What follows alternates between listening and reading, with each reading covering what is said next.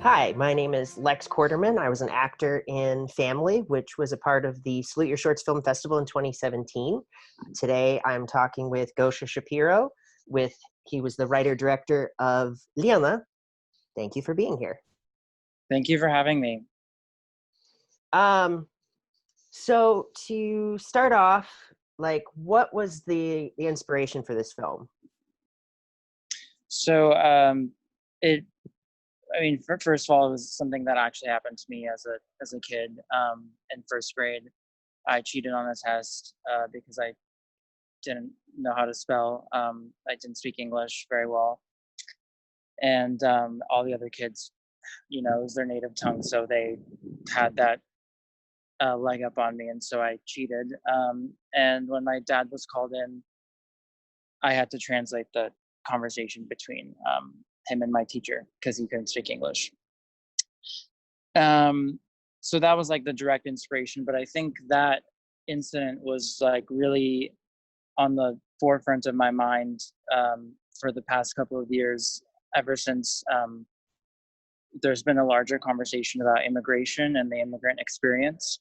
I think we're kind of used to talking about walls and borders and like the physical obstacles and barriers to immigration. Getting here, getting wherever you want to go or immigrate to being the main obstacle and struggle. But I think there's little talk about what happens after, which is why this incident kind of kept its presence strongly with me. The struggle of assimilation, and I thought that this incident that happened in my life was kind of really emblematic of this larger struggle of like being a child of immigrants, having one foot in the door of the past and the other in the door of the future, and having all sorts of divisions and conflict between two identities. And I didn't really see it being talked about, so I was like, this could be cool to explore in a story, in a film. Very nice. So at what age did you move to the States? I moved to the States. I moved to the States before I was 1 year old. Okay. So even though I grew up here, I went to Russian preschool. I was in a Russian-speaking house. So, I mean, I was here pretty early, but it was still like I was living in Russia because, my home was just like a transported home. And same with my school. So the first time I really had like contact with American culture was when I went to American primary school in kindergarten when I was 6, and that's actually the first time I heard the name Josh, and when I had to start using it. Wow. Where did your family move from? From Moscow. Okay, from Moscow. Wow. Okay. Wow. So it's really cool hearing you talk about that, about like that transitional experience, and that was something I hugely related to in your film, of like that having a foot in both worlds and feeling uncomfortable in this new role and this new culture that you're being forced into. Ironically for me, I experienced this the other way. So my parents are American, but I lived for 13 years in Odessa, Ukraine. So Oh, wow. I grew up with being the weird foreigner who was American and like, hanging out with friends and that kind of thing. And that being misunderstood and wanting to connect desperately, but just like being afraid to speak because you sound different or you don't understand exactly what's going on. Mm-hmm. And even it's funny you were talking about your the name and like what you're called with your family, what you're called. When we first moved to Ukraine, my parents tried to give us like assimilated Russian names. So you know, I was when I was a kid, I went by Alex, and so they went with like Sasha because that's everybody. My brother was like Anton or that kind of thing. It was funny how we started that way, and then at least for like Ukrainian culture, for them, we just eventually dropped and just like became like Russianized American names. So instead of just Alex, it was Alex, and then Right. my brother was just Nate. It was interesting how that's a cultural difference too, and like other, you know, instead of in the States, there's a very much a sense of like you have to have an American name, and then Yeah. in other Yeah. places, it's just we just have to have a as close as like as close sounding as they can get. Right. Um, yeah, I think it was weird because when I went to college, and that was my first interaction with like people, um, international people my age. I would I would have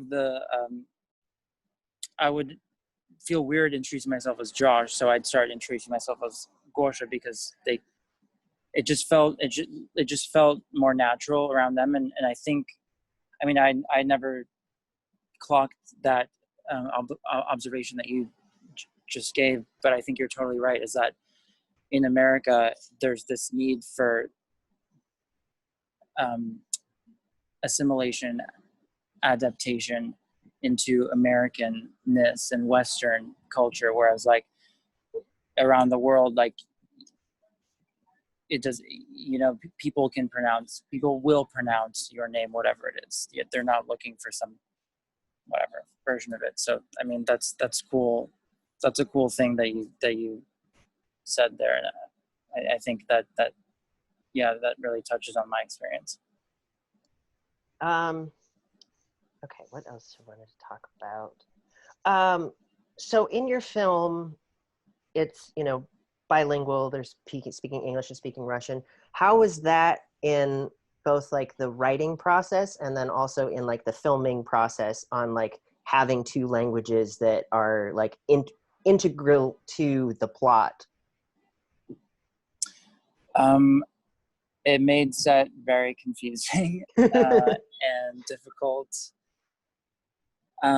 especially because I don't have Russian friends, so I won't practice my Russian very much. So it's really become, um, I haven't become as fluent as I used to be. Um, and so communicating, I mean, it was my first project, my first time on like set, my first time directing people. Um, so there's that challenge, and then there's the language, the whole language challenge. And then there's like the fact that like, but basically the rest of the crew can't understand Russian. So it's like a bunch of just like code switching. Mm-hmm. I mean, I mean, it was that was the reality. And I think I just, you know, I did whatever I could, and it was confusing, but I think we all were like understanding of the situation and just made fun out of it. I don't know. And what kinds of ways did you guys make fun out of it? Um, I think I think Konstantin, who plays the dad, Mm-hmm. he would make like kind of older Russian jokes, and then like I wouldn't understand them because they're I don't know, older Russian jokes, even though he's not that much older. And then he'd translate them for the crew or the cast, and like then they were even it was just like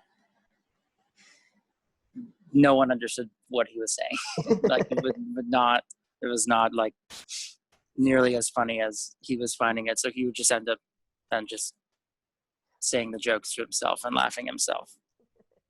Which, like, you know, for as an actor, like whatever you need to do to like create the space for everyone else, but also for yourself. So I think it was just like, but I think, I mean, I don't know. I thought it was funny. Um, on that note, I wanted to ask like about casting. Like, how did you get Constantine involved? Because he was he really was phenomenal, and just like that mixture of his seriousness but also being so playful with his daughter. How did you get him? Especially because I was like looking through his IMDb credits, and I was just like, wow, he's done a lot of stuff and like really good things. So yeah, he was amazing. Zoe was amazing. Emma was amazing. I mean, this cast really made this short film, more so than I think anyone else on the filmmaking team. But the Russian community in LA is very tight knit. We all we all, not we, because I didn't grow up in Soviet, but they all have a kind of like similar Soviet roots sensibility about them. And so they just speak the same language beyond just like speaking Russian, beyond the Russian language. It's like it's that sensibility, and so naturally they all bond and like have this sort of like, okay, we're friends even though we don't really know each other. And so, I mean, it just took me asking my parents' friends and them asking their friends and them asking them friends, and it was like two or three degrees of separation between us. And I think he was interested in the story because he was excited to see a Russian character that wasn't a villain, a spy, a mobster, a gangster, like, et cetera, et cetera. Yeah. As a Russian speaking actor in Los Angeles, I 100% agree with his pain. Yeah. So that was such a win. And he's such a great guy. But that I think was also what helped with the performances, was that like these Zoe and Konstantin, like both, they knew this experience in their bones, like they had lived through this. And so really rehearsal, the process with the actors was all about not overdoing it, not over rehearsing, and not losing the truth of that experience. It was just to bring it like here, like from their subconscious, from the depths, to bring it here. And then when we got to set it was to like share it, and like relive that truth in a way without the trauma of it. So we lucked out with these experienced actors, but we also lucked out with like actors who knew this experience and who really could, who really were a conduit for it. I wanted to ask some about like with Zoe, and her performance was so great, and so especially the subdued nature of like that, the shyness that's not just about being shy, but it's really about like having difficulty communicating. Was there any like coaching you had to do with her on sort of on that, or was that just like kind of pure real experience? Just because especially child actors are usually pretty flashy, I guess would be sort of Right. the term. And so for her, it's just such a nuanced and subtle performance of like real like disconnect with people. There was very little coaching. Okay. I think I come back to it. I think it was really just, it was about like talking to her about her experience and then connecting that to the character. And it was just about, the flashiness didn't come because we were talking about reenacting, not acting. And I think once she started to grasp that, which was like so quick, I mean, I never needed to speak to her like a child, and I resent that I thought that I would need to, because child actors are, children in general, not child actors, but children in general, I think are a lot smarter than we think they are. They understand a lot more and are more intuitive than we give them credit. And that was a learning lesson for me is that I didn't need to try so hard and like baby talk, just like talking to her like a human being, and then she grasped it right away.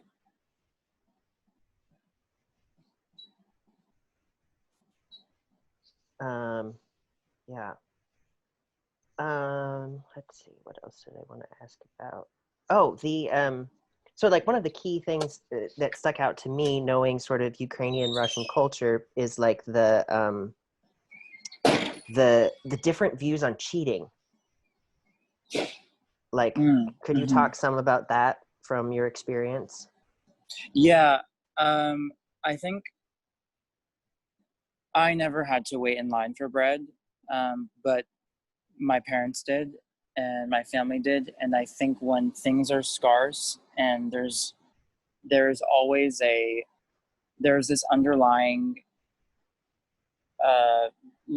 cloud of desperation,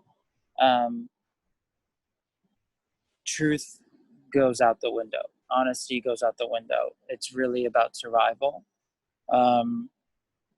And I think even though I wasn't raised in that sort of environment, some of it, I guess, rubbed off on me. And so I never really, when I made that choice to cheat, and I was very young to make that choice. Not many kids had cheated in that class, or like, I don't know if many first graders how often cheat on tests or cheat in general, but I think I just saw it as something I needed to do to survive in that class and in that environment. But I think this is sort of like therapy. Thank you. I'm not. I mean, it's wonderful. Thank you for asking. But I some of these questions it's great for you to ask them, because it really gets me thinking about these important things in my own life that have shaped my experience and how I am. And I think that the instinct of survival is very much present with me still today. Not so much in cheating and lying, but just in general. But I think to go back to your question, I think that's definitely, it has to do with that survival instinct. Kind of a more personal question, but another sort of personal question, but relates kind of to the film. At what age do you feel like you finally got comfortable with speaking English? It happened very quickly. I think because when you're that young, there's just so much plasticity in like just like neurologically speaking, like children just have such plasticity in their brain that it took me 2 years to start speaking without an accent. So by the time I was like 9, I no longer had an accent, and it wasn't too detectable that I was not like fully American. Another thing with your film was there was a lot about the music and the connections of that he's listening to the 1999 music from Russia, and her teacher wanting her to listen to more music. What were some of the I feel like that was from something very personal. So what was some of the music influences, and why did you wind up choosing that particular song for the ending credits? Music feels transportative. It transported my parents back home when they needed to be transported. It transports me into whatever, different modes of emotion and experiences. And so it felt like something visceral, like a visceral mode of going home. Like another way to show and not tell, I guess, when we speak about making a film and cinematic stuff. so I like that power of music to do that. And it's also a way, you know, thinking about going to school when I was a kid. Like, all my friends had gushers, and all my friends had like these American snacks, and like listened to American music. And it was so much more than language. It was also that other stuff, and music was one of those other things. And it was this music day was that chance for like the teacher threw that music day for me, so that I could come in with an American song and like bond over, you know, American music with my friends. And in a way, it was kind of a choice for me and for Lena about like, what song are you gonna choose, a Russian song or American song? What identity are you gonna choose? I thought that was kind of a compelling choice, final choice to make, in terms of like that inner struggle, and the symbolism of a song. Very nice. So what do you have going on next? I mean, it's kind of a weird time right now, but you know, once filmmaking and the industry is up and going again, what's next for you? I like this. I like the exploration of like that, like dissonance of identity and like identity turmoil sort of thing. I think that's a really familiar thing for me, and defines my life. And another sort of identity turmoil that defines my life is being queer. Um, that kind of conflict between like having to like present as straight for so many years and then come out. That has, I think that in this other story, Lena, like are cut from the same cloth. And so I'm interested in exploring this new, this other, I don't know, dissonance that there is. So, I mean, I'm sort of writing something, exploring that next. Yeah. Well, sounds interesting, and I think that's it. Is there any last parting thoughts that you would want to give to an audience? No, I mean, I'm happy that this story gets to be part of the conversation. I think the conversation is huge, and there's a lot more things to discuss about it. And it's such an ongoing conversation, the immigrant experience. So, I mean, I don't know. I'm happy to have blended this perspective and learned a lot on my own journey doing it as well. Well, great. Thank you for taking the time, and good luck in all of your future endeavors. Thank you. I really appreciate it. I loved being a part of this festival. I'm really happy to have been chosen.